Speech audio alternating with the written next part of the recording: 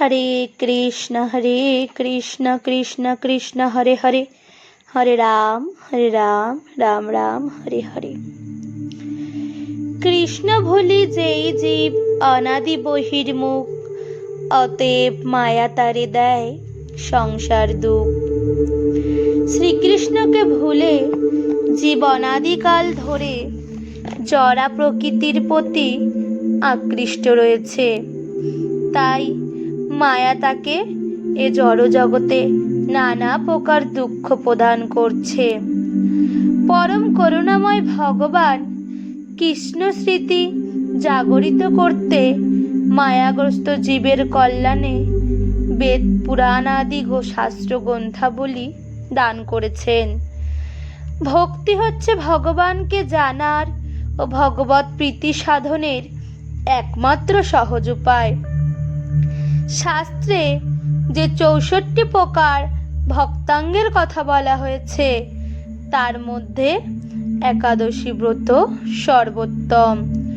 শ্রবণ, কীর্তন, স্মরণ ইত্যাদি নবদা ভক্তির পরই দশম ভক্তাঙ্গ রূপে একাদশীর স্থান। এই তিথিকে হরিবাসর বলা হয়। তাই ভক্তি লাভেচ্ছু সকলেরই একাদশী ব্রত পালনের পরম উপযোগিতার কথা বিভিন্ন পুরাণে বর্ণিত হয়েছে। একাদশী তিথি সকলের অভীষ্ট প্রদানকারী। এই ব্রত পালনে নারী পুরুষ নির্বিশেষে 8 থেকে 80 বছর পর্যন্ত যে কোনো ব্যক্তিরই ভক্তি সহকারে পবিত্র একাদশী ব্রত পালন করা কর্তব্য।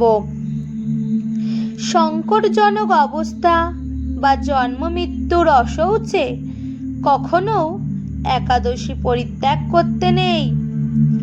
একাদশীতে শ্রাদ্ধ উপস্থিত হলে সেই দিন না করে দ্বাদশীতে শ্রাদ্ধ করা উচিত। শুধু বৈষ্ণবেরাই নয়, শিবের উপাসক, সূর্য চন্দ্র ইন্দ্রাদি যে কোনো দেবোপাসক সকলেরই কর্তব্য একাদশী ব্রত পালন করা। দুর্লভ মানব জীবন লাভ করেও এই ব্রত অনুষ্ঠান না করলে বহু দুঃখে কষ্টে 84 লক্ষ ভ্রমণ করতে হয়। অহংকারবশত একাদশী ব্রত ত্যাগ করলে অশেষ যম যন্ত্রণা ভোগ করতে হয়।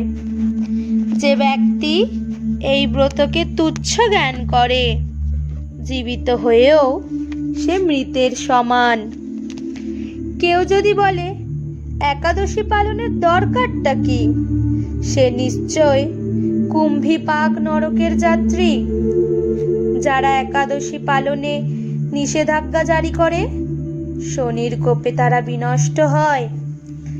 একাদশীকে উপেক্ষা করে তীর্থ স্নান আদি অন্নব্রত পালনকারীর অবস্থা গাছের গোড়া কেটে পাতায় জলদানের মতোই।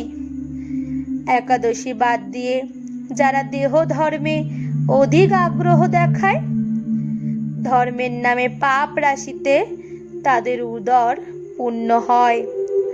কলহ বিবাদের কারণেও একাদশী দিনে উপবাস করলে অজ্ঞতা সুকৃতি সঞ্চিত হয়। পুণ্যপ্রদায়িনী সর্বশ্রেষ্ঠ এই ব্রত শ্রীহরির অতি প্রিয়। একাদশী ব্রত পালনে যে ফল লাভ হয়, অশ্বমেধ, রাজসূয় ও বাজপেয় যজ্ঞ দ্বারাও তা হয় না। দেবরাজ ইন্দ্র যথাবিধি একাদশী পালনকারীকে সম্মান করেন। একাদশী ব্রতে ভাগবত শ্রবণে পৃথিবীদানের ফল লাভ হয়। অনাহারে থেকে হরিনাম হরিকথা রাত্রি জাগরণে একাদশী পালন করা কর্তব্য। কেউ যদি একাদশী ব্রতে শুধু উপবাস করে, তাতে বহু ফল পাওয়া যায়। শুধু ভক্তেরা এই দিনে একাদশ ইন্দ্রিয়কে শ্রীকৃষ্ণে সমর্পণ করেন। একাদশীতে শস্য মধ্যে সমস্ত পাপ অবস্থান করে।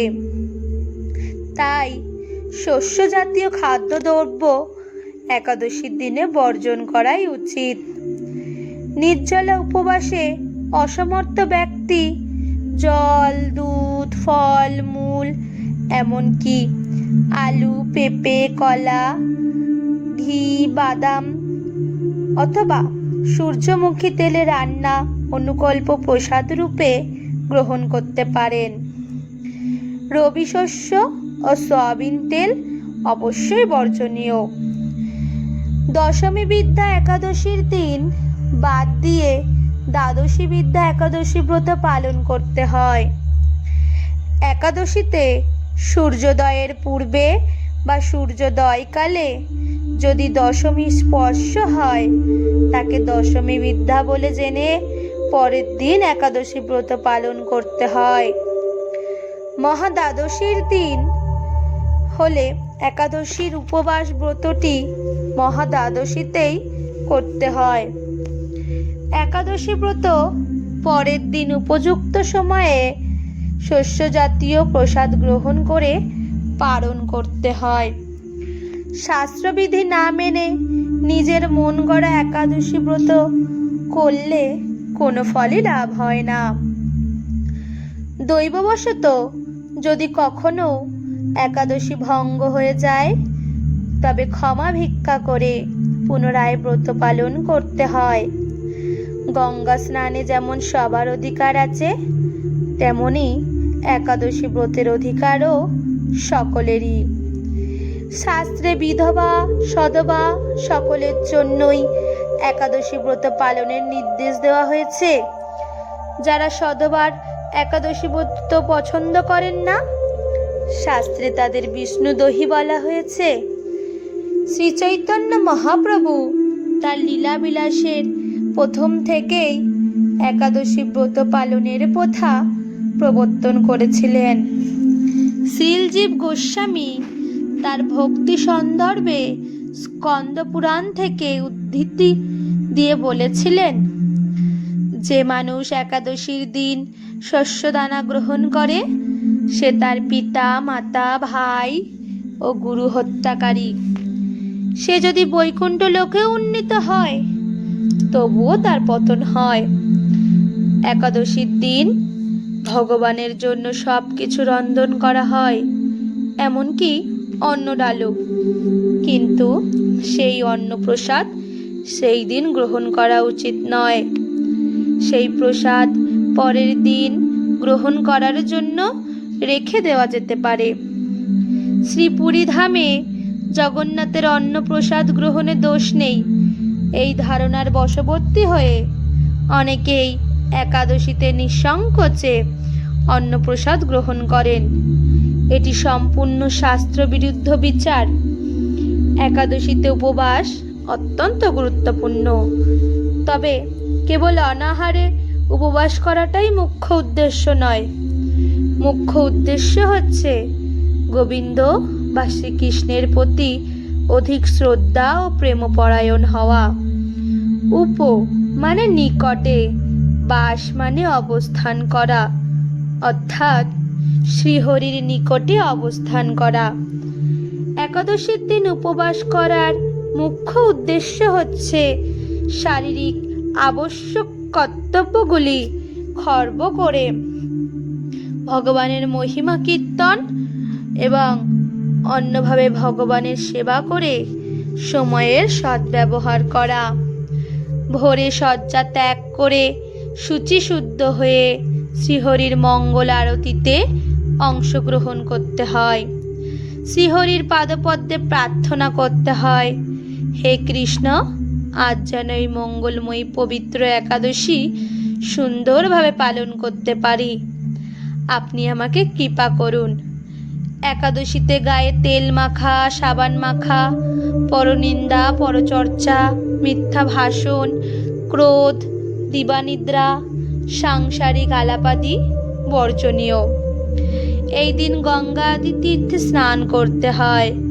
মন্দির মার্জন, শ্রীহরির পূজা অর্চনা, স্তুতি, গীতা ভাগবত পাঠ আলোচনায় বেশি করে সময় অতিবাহিত করতে হয়। এই তিথিতে গোবিন্দের লীলা স্মরণ এবং তার দিব্য নাম স্মরণ করাই হচ্ছে সর্বোত্তম। শ্রীল প্রভুপাদ ভক্তদের একাদশীতে 25 মালা বা যথেষ্ট সময় পেলে আরও বেশি জপ করার নির্দেশ দিয়েছেন। একাদশীর দিন ক্ষৌরকর্মাদি নিষিদ্ধ। একাদশী ব্রত পালনে ধর্ম, অর্থ, কাম, মোক্ষ আদি বহু অনিত্য ফলের উল্লেখ শাস্ত্রে থাকলেও শ্রীহরি ভক্তি বা কৃষ্ণ প্রেম লাভই এই ব্রত পালনের মুখ্য উদ্দেশ্য। ভক্তগণ শ্রীহরির সন্তোষ বিধানের জন্যই এই ব্রত পালন করেন। পদ্মপুরাণ, ব্রহ্মবৈবর্ত পুরাণ, বরাহ পুরাণ, স্কন্দ পুরাণ ও বৈষ্ণব স্মৃতিরাজ, হরিভক্তি বিলাস আদি গ্রন্থে এ সকল কথা বর্ণিত আছে। বছরে 26টি একাদশী আসে। সাধারণত 12 মাসে 24টি একাদশী। এইগুলি হচ্ছে উৎপন্না, মোক্ষদা, সফলা, পুত্রদা, শটতিলা, জয়া, বিজয়া, আমলকি, পাপমোচনী, কামদা, বরুথিনী, মোহিনী, অপরা, নির্জলা, যোগিনী, শয়ন, কামিকা, পবিত্রা, অন্নদা, পরিবর্তিনী বা পার্শ্ব, ইন্দিরা, পাশাঙ্কুশা, রমা এবং উত্থান। কিন্তু যে বছর পুরুষোত্তম মাস, অধিমাস বা মলমাস থাকে সেই বৎসর পদ্মিনী ও পরমা নামে আরও 2টি একাদশীর আবির্ভাব হয়। যারা যথাবিধি একাদশী উপবাসে অসমর্থ অথবা ব্রতদিনে সাধু সঙ্গে হরিকথা শ্রবণে অসমর্থ, তারাই একাদশী মাহাত্ম্য পাঠ ও শ্রবণ করলে অসীম সৌভাগ্যের অধিকারী হন। রাধে রাধে।